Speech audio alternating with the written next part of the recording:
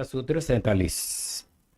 बोलिए। ग्रहण, स्वरूप, अस्मिता, अन्वय, अर्थवत्व, संयमाद, इंद्रिय जय। अब इंद्रिय जय सिद्धि है। अभी थोड़ी देर पहले आई थी भूत जय, भूतों पर विजय प्राप्त कर रहे ना, वो एक सिद्धि थी। अब ये दूसरी सिद्धि है इंद्रिय जय। तो योगी व्यक्ति इंद्रियों को भी जीत लेता है। ये सिद्धि इंद्रिय जय उसको प्राप्त होती है। किसको? जो इंद्रियों के 5 रूपों में संयम करता है। जैसे भूतों के 5 रूप थे, ऐसे अब इंद्रियों के भी 5 रूप बताए जाएंगे। इंद्रियों के 5 रूप कौन कौन से? पहला, ग्रहण।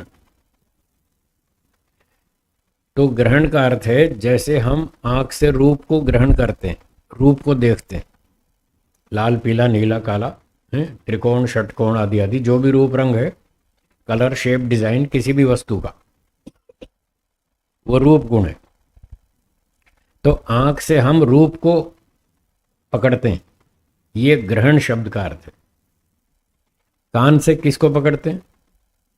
शब्द को। नासिका से गंध को, और रसना से रस को, और त्वचा से स्पर्श को। तो 5 इंद्रियां अपने अपने विषयों को पकड़ती हैं। इसका नाम है ग्रहण। ये इंद्रियों का 5 रूपों में से एक रूप हुआ ग्रहण, अपने अपने विषयों को पकड़ना, ग्रहण करना। दूसरा है स्वरूप, जो इंद्रिय का स्वरूप है। नेत्र, श्रोत्र, रसना, त्वचा आदि आदि इंद्रियों का जो रूप, रंग, आकृति भगवान ने बनाई, वो उसका स्वरूप कहलाता है। जैसे ये बोतल है, तो ये बोतल का स्वरूप है। इतनी लंबी, इतनी गोल, इतनी मोटी, इतनी चौड़ी, इतने भार वाली, ये इसका स्वरूप है। जैसे ये बोतल का स्वरूप है, ऐसे इंद्रिय का अपना अपना स्वरूप है। जो भी इंद्रिय जैसी है वो उसका स्वरूप है। तो ये हो गया दूसरा रूप इंद्रियों का। पहला क्या? ग्रहण। दूसरा स्वरूप, जैसी वो है वो वैसी। तीसरा है अस्मिता। तो भूतों का तीसरा रूप क्या था?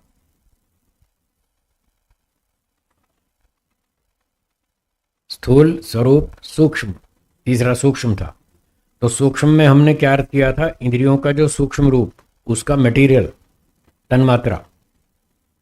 तन्मात्रा से पंचमहाभूत बने, तो तन्मात्रा क्या हुई? उसका उपादान कारण। इसी तरह से जो इंद्रियों का उपादान कारण है, वो इसका तीसरा रूप है।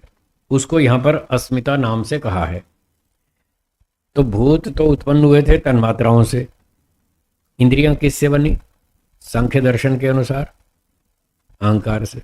तो अस्मिता का अर्थ है अहंकार। वहां था तन्मात्रा, यहां अहंकार, जो उसका रॉ मटेरियल है, उपादान। ठीक है।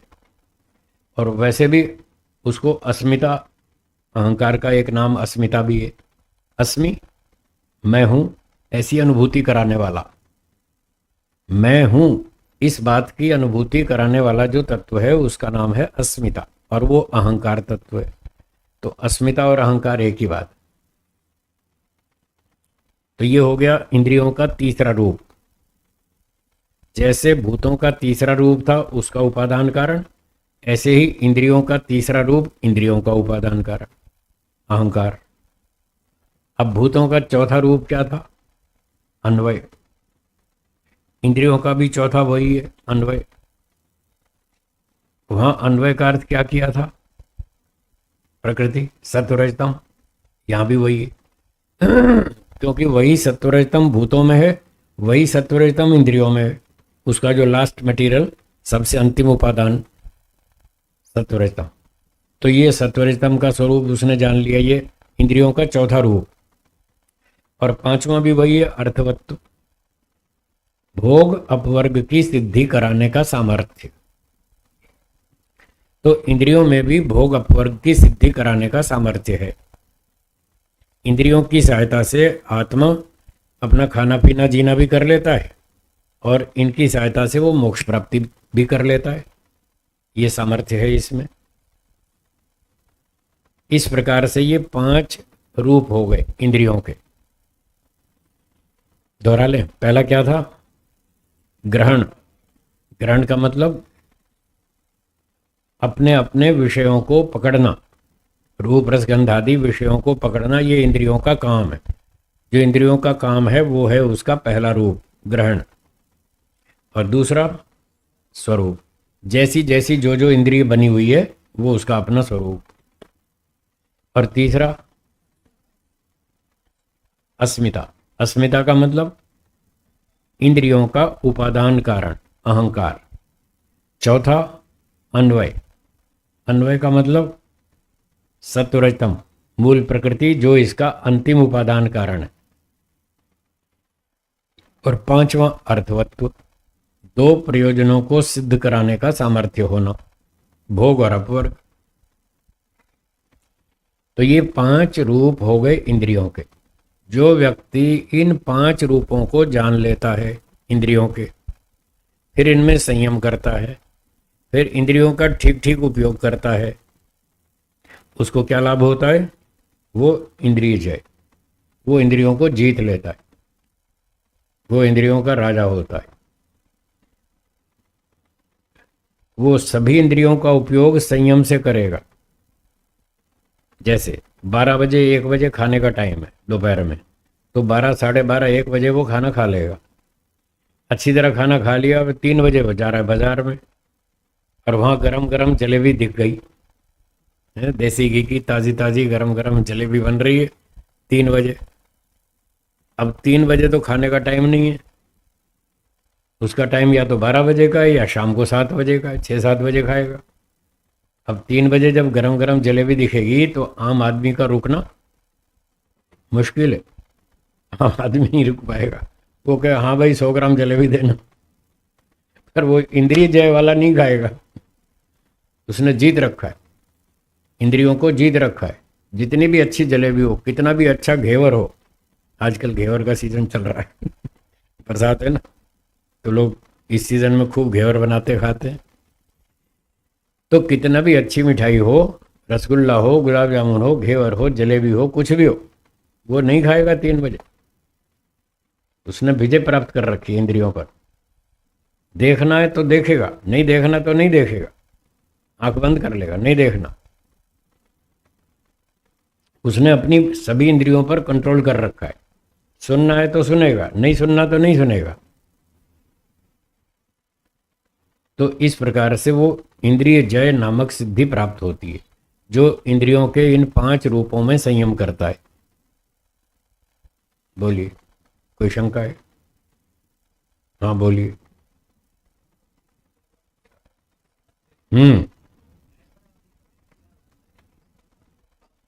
इसका महत्व कम है। हाँ ठीक बात है। सामर्थ्य तो है, तो इससे जो सामर्थ्य है, जो इससे सिद्ध होता है वो ले लो ना। इसके इसके गुलाम नहीं बनना।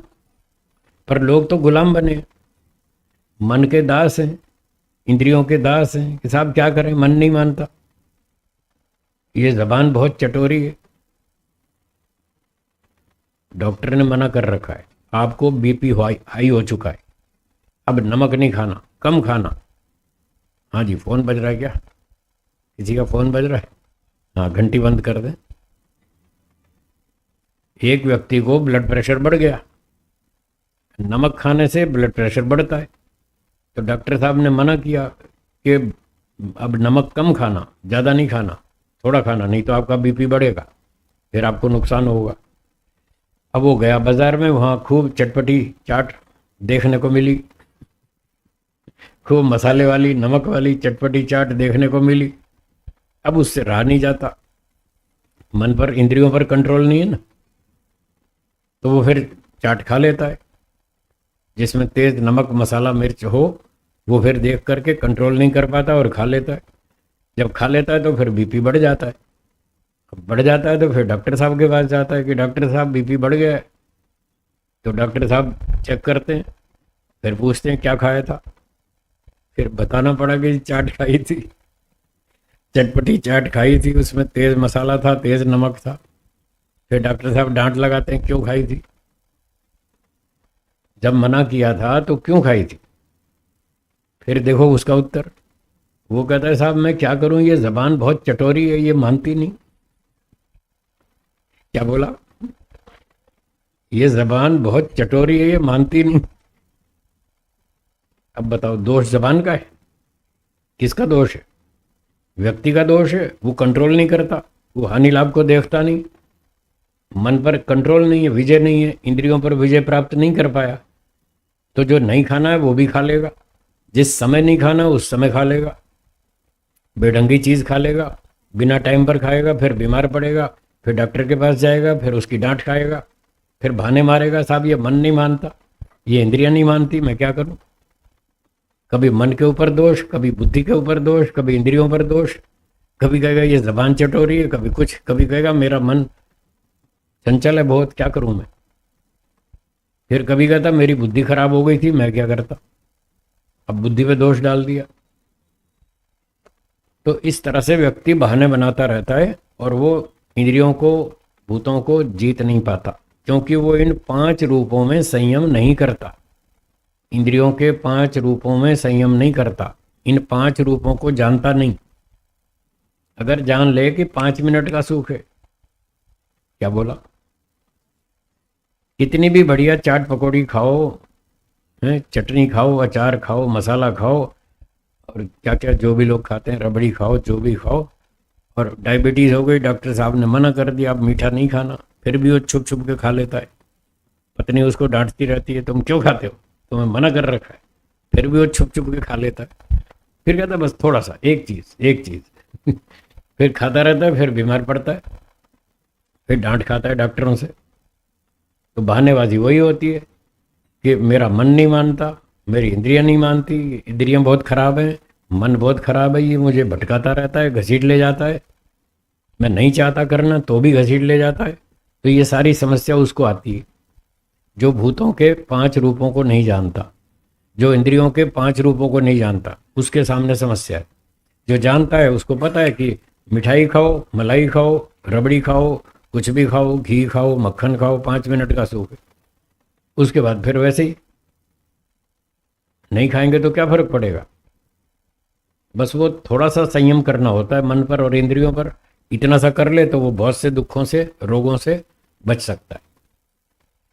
तो ये बात है। तो इन इन सारे रूपों को जानने से उसको समझ में आ जाता है ये पदार्थ मुझे, भोग का मतलब, लालचंद जी सुनिए, भोग का मतलब ये नहीं कि इंद्रियों से मजा लेना, इन चीज़ों का मजा लेना, भोग का अर्थ ये नहीं है। हाँ, लोग कहते हैं देखो साहब भोग लिखा तो है, फिर भोगो ना इन चीज़ों को, भोग का अर्थ ये नहीं है, ध्यान रखिएगा। भोग का अर्थ है कंज्यूम करना, केवल जीवन रक्षा के लिए उपयोग करना। आपने कर्म कर रखे हैं इसलिए आपको खाना पड़ेगा, इसलिए आपको शरीर दिया गया। आपने सकाम कर्म किए इसलिए आपको शरीर दिया गया। सकाम कर्मों का फल है जाति आयु भोग, तो भोग भी तो भोग देंगे तभी तो शरीर जीवित रहेगा, नहीं तो मर जाएगा।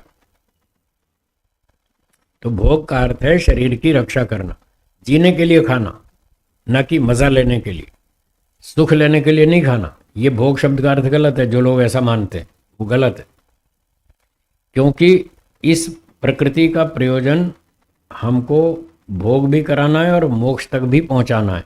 मोक्ष तक पहुंचाने का सामर्थ्य है इन साधनों में, तो ये साधन है, इनको हमें लक्ष्य नहीं बनाना है।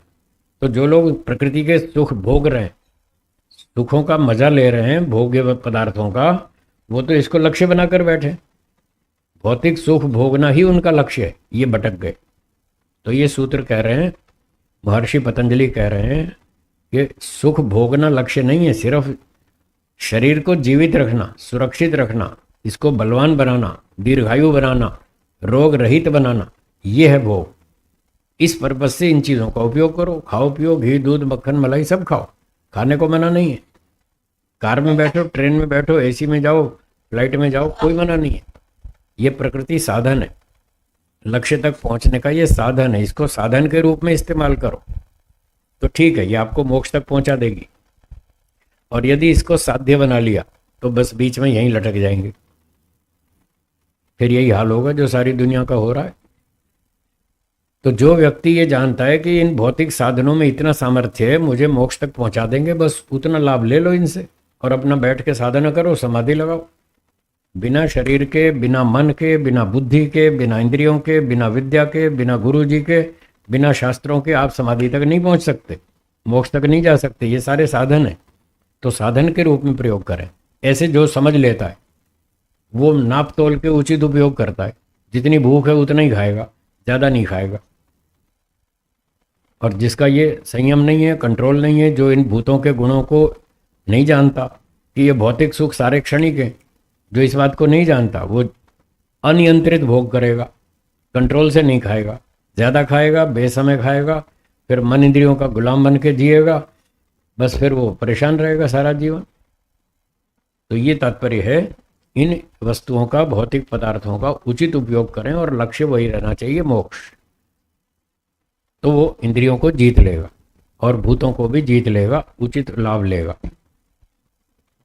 क्यों जी, ठीक है, हो गया स्पष्ट। चलो आगे चलते हैं। तो ये इंद्रिय जय सिद्धि हो गई, ये भी सही है, संभव है, बिल्कुल सत्य है। तो जो लोग प्रकृति के क्षणिक तत्व को जानते हैं, सुख क्षणिक है, वो इस इंद्रिय जय सिद्धि को प्राप्त कर लेते हैं। 48वां सूत्र देखिए आगे, बोलिए। ततो मनोजवित्वम विकरण भाव प्रधान जयश्च। तो ये जो अभी इंद्रिय जय सिद्धि प्राप्त हुई, पिछले सूत्र में बताया था इंद्रिय जय, ये जो इंद्रिय जय सिद्धि प्राप्त हुई, तथा इससे, इस सिद्धि के पश्चात और क्या क्या सिद्धियां होती हैं? मनोजवित्वम, मन, जब कहते हैं वेग, गति, मनोजवित्वम, उसका शरीर मन के समान तीव्र गति वाला हो जाता है। अब ये गड़बड़ है, शरीर तो इतना गति नहीं पकड़ सकता। मन जितनी तेजी से काम करता है, शरीर उतनी गति से नहीं कर सकता। ऐसे अलंकारिक भाषा में कहते हैं, मन तो अभी 1 सेकंड में दिल्ली है, अगले सेकंड में बंबई पहुंच जाता है। वैसे फिजिकली मन भागता नहीं है, पर हमको ऐसा लगता है, ऐसा हमें लगता है कि मन बहुत तेज भागता है और काम तो तेजी से करता ही है, इसमें कोई संशय नहीं है।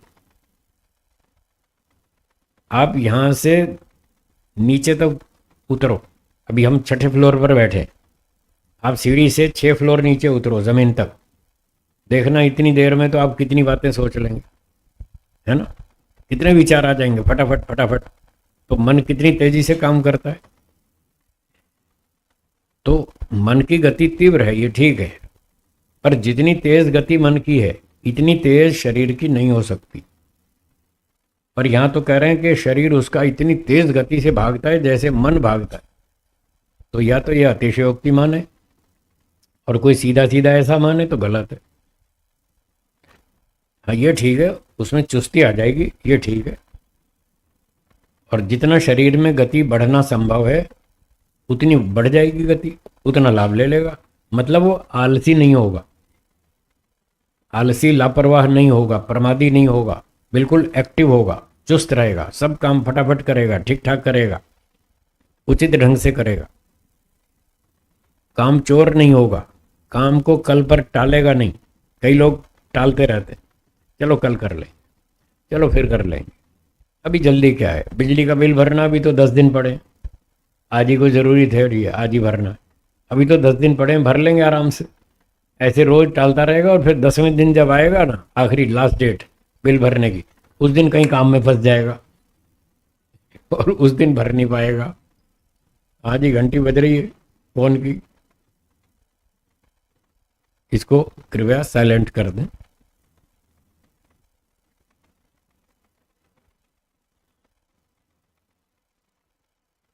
हाँ, तो 10 दिन तक वो लंबा खींचता रहेगा, लटकाता रहेगा काम को।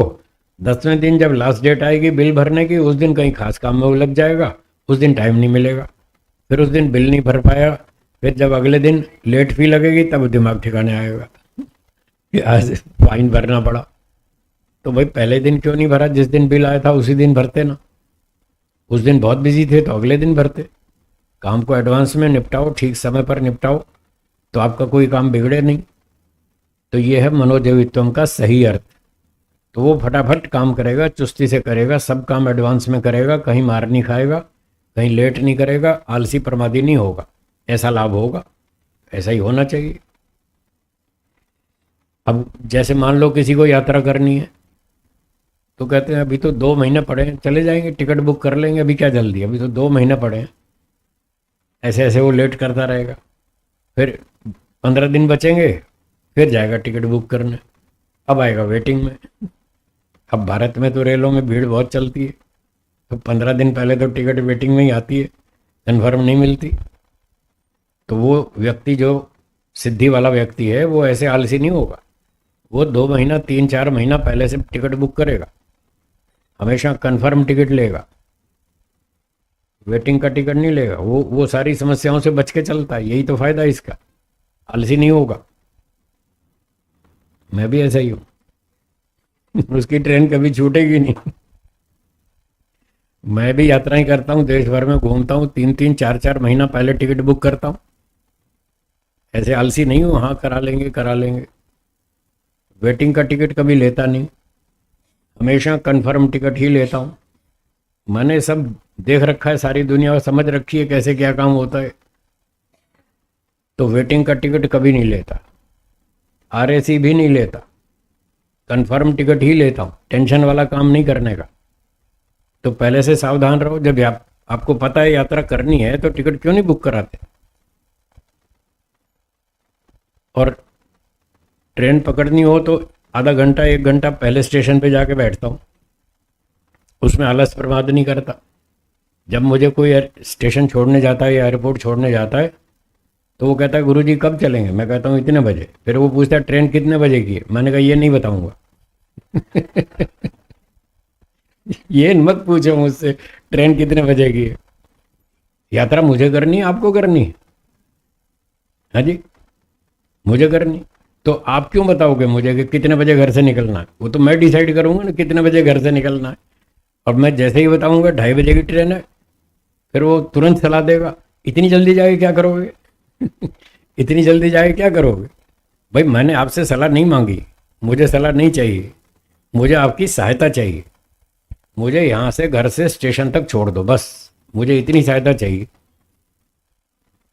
मैंने आपसे सलाह थोड़ी मांगी है कि कितने बजे घर से निकलना है। वो तो मुझे आपसे ज़्यादा अनुभव है यात्राओं का, मैं सारा दिन यात्राएं करता हूँ, साल भर यात्राएं करता हूँ। तो यात्राओं में कैसे कहाँ कितनी दिक्कत आती है, कितनी कठिनाइयाँ आ जाती हैं, कहाँ कहाँ कैसी समस्याएं खड़ी हो जाती हैं, वो आपको नहीं पता, मुझे ज़्यादा पता है। इसलिए मैं वो सारी कैलकुलेशन करके एडवांस में थोड़ा जल्दी निकलता हूँ घर से, तो ठीक समय पर पहुँच जाता हूँ। उसका परिणाम ये है कि मेरी 45 साल में आज तक एक भी ट्रेन नहीं छूटी। 45 साल का रिकॉर्ड है, एक भी ट्रेन नहीं छूटी। और 25 साल से मैं हवाई जहाज में घूमता हूँ। 25 साल में एक भी फ्लाइट मिस नहीं हुई आज तक, एक भी हवाई जहाज नहीं छूटा मेरा। सभी सही समय पर सब काम ठीक हो जाता है। तो ये सिद्धियों का यही तो फायदा है ना। सामान कभी चोरी नहीं हुआ मेरा, बैग कभी चोरी नहीं हुआ, कभी मेरी जेब नहीं कटी आज तक। देखो, बस यही तो सिद्धियों का फायदा है। आप भी तैयारी कर लो। ये सारी सिद्धियां खाली पढ़ने से बोलने के लिए नहीं है, ये सिद्धियां प्राप्त करनी चाहिए, ये संभव है, ये सत्य हैं सिद्धियां। और आप इन सिद्धियों से जियो, अच्छा लाभ मिलेगा आपको, सुखपूर्वक जिएंगे। तो समय पर काम करें, सावधानी से करें, एडवांस में करें, आलसी प्रमादी ना हो, एक्टिव रहें, चुस्त रहें, हैं, काम को टालें नहीं, काम चोरी नहीं करें, सारा काम ठीक ठाक करें, समय पर करें, तो आप बहुत अच्छे सुख से जिएंगे। इन सारी सिद्धियों का यही तो फायदा है। तो ये थी बात मनोजवित्वम। तो वो तीव्र गति वाला हो जाता है, मतलब चुस्त रहता है, ये फायदा है। विकरण भाव, इंद्रियों का विशेष शक्ति वाला होना। करण माने इंद्रियां, आँख नाक कान आदि जो इंद्रियां हैं। यहाँ विकरण का मतलब है विशेष करण, इंद्रियों की शक्ति उसकी विशेष हो जाती है, बढ़ जाती है। इंद्रियों से वो ठीक ठीक काम लेता है, सही समय पर सोना, सही समय पर जागना, मिसयूज नहीं करता इंद्रियों का, और शक्ति बढ़ जाती है इंद्रियों की, तो उससे काम परफेक्ट होता है। भाष्य में तो लिखा है कि वो जैसे दिल्ली में, यहाँ अहमदाबाद में बैठ के दिल्ली संसद में देख लेता है वहाँ क्या हो रहा है, उसकी इंद्रिय दूर तक काम करती है। ये गड़बड़ है, ऐसा नहीं है, ऐसा नहीं है। मोबाइल तो फिर अलग चीज हुई ना, ये सिद्धि तो अलग चीज। इंद्रियों की शक्ति मोबाइल से तो सभी लोग करते हैं, उसमें योग की क्या बात, उसमें योग ध्यान समाधि का कोई चर्चा नहीं है, वो तो मशीन है, मशीन से तो होता है। पर ये तो अपने योगाभ्यास से, ध्यान से, समाधि से, वैराग्य से, चुस्ती से, बुद्धिमत्ता से, भूतों और इंद्रियों के गुणों को समझने के कारण, इन कारणों से वो ये सिद्धियां प्राप्त करता है। यहाँ तो ये बात सिखाई जा रही है। तो जो इस प्रकार से करता है उसको ये सारे लाभ होते हैं। तो उसकी इंद्रियों की शक्ति विशेष होती है, वो सारा अच्छा अच्छा काम करता है, ठीक समय पर करता है, ठीक ठीक काम संपन्न कर लेता है, लापरवाही नहीं करता। उसको इंद्रियों से काम करते समय भ्रांतियां नहीं होती, लापरवाही से नहीं सुनता, हर बात को ध्यान से सुनता है, तो उसको भ्रांति नहीं होती। देखने में सावधानी से देखता है, तो उसको देखने में गलती नहीं होती। बोलने में सावधानी से बोलता है, तो बोलने में गलतियां नहीं करता। इस प्रकार से इंद्रियों की शक्ति उसकी विशेष हो जाती है और काम में परफेक्शन होती है, ये लाभ है। और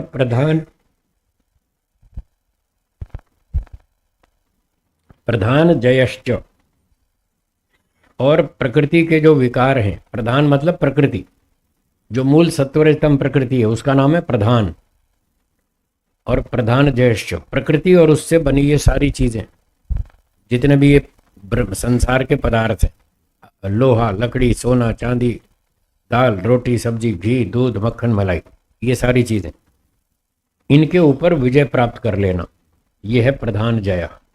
अर्थात वो सब पदार्थों के गुणों को अच्छी तरह समझता है और वो जानता है कि इस वस्तु से क्या लाभ लिया जा सकता है, साइकिल से कितना लाभ लिया जा सकता है, स्कूटर से कितना और कैसा लाभ लिया जा सकता है, कार से क्या लाभ लिया जा सकता है। बरसात के मौसम में कार में जाना चाहिए, स्कूटर साइकिल पे नहीं, तो वो बरसात में कार में बैठेगा, स्कूटर में नहीं जाएगा। स्कूटर में जाएगा तो भीग जाएगा, उसको भूतों के धर्म पता है, इसलिए वो प्रधान जया उनको जीत लेता है और बुद्धिमत्ता से काम लेता है। थोड़ी दूर जाना हो तो ठीक है, साइकिल स्कूटर भी चल जावे। 50 किलोमीटर जाना है और 70-100 किलोमीटर जाना है तो फिर कार में जाएगा, और 2000 किलोमीटर जाना है तो फिर हवाई जहाज में जाएगा, या ट्रेन से जाएगा, या जहाज से जाएगा। तो इस तरह वो सब चीज़ों को कंट्रोल में रखता है, उनसे उचित लाभ उठाता है, समय बचाता है, अपना और दूसरों का कल्याण करता है। ये वो सिद्धियां हैं। तो ये सिद्धियां ठीक है, संभव है। इस तरह से व्यक्ति इन भूतों से और भौतिक पदार्थों से लाभ उठाता है। तो उसको भूत जय, इंद्रिय जय और ये मनोजवित्व, विकर्ण भाव, प्रधान जय आदि आदि सारी सिद्धियां प्राप्त होती। ठीक है, तो ये हो गया हमारा 48वां सूत्र। चलिए अब इसको यहीं छोड़ देते हैं, कुछ शंका समाधान भी करना है, आगे के सूत्र फिर पढ़ेंगे अगली बार। आज के पाठ को यहीं विराम दें।